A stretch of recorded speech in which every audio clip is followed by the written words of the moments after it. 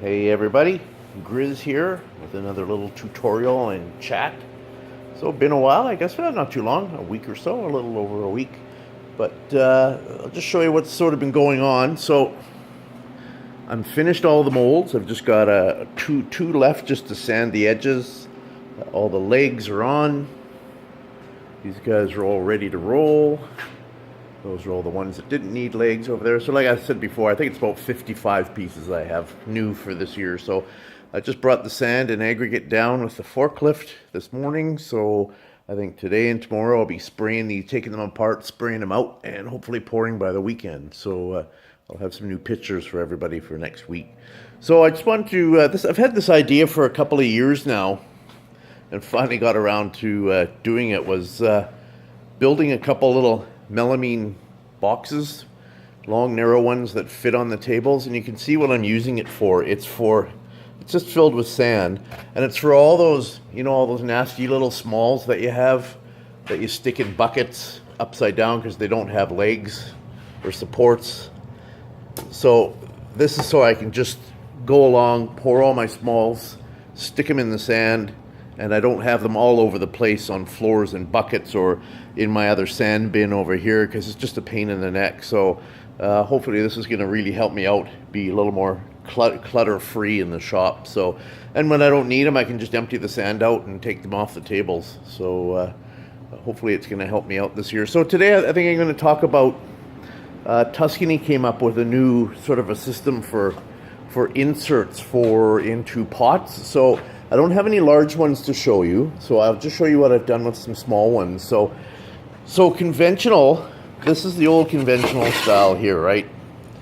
Is you have the deep pocket, and you know what a pain in the neck it is sometimes when you have a larger one and you have to do the, you know, the air shot. We've discussed all this before.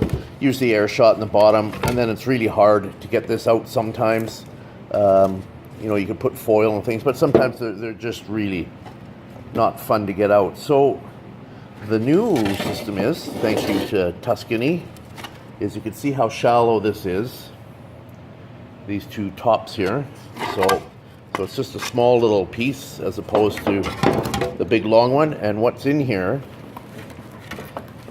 is high density foam. And we use that as a plug. You just drop it in.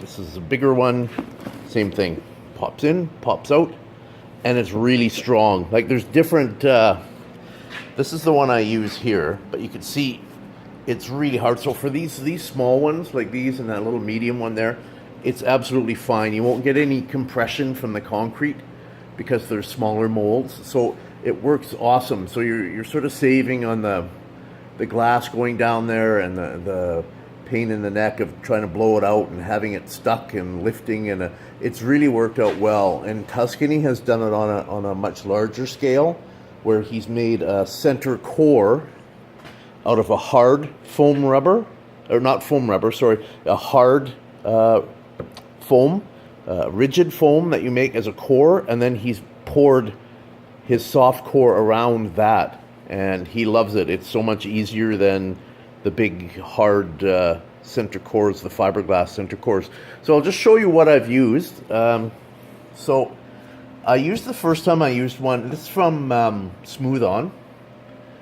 And the first one I used was Flex Foam It 3, and it was way too soft. It was the bottom end of the scale. I sort of confused myself on the website on what to order. And unfortunately, I ordered the wrong one, but it was good to play around with to sort of see. So there we go. So here's the one that I used that works well. That's this one here, the dense one. This is Flex Foam It 10, or if you don't know Roman numerals, it's X. The guy on the phone with Smooth On sort of had a laugh. Like, he gets a lot of people phoning and saying, "Can I order 2 cases of VII?" Because people don't know Roman numerals anymore.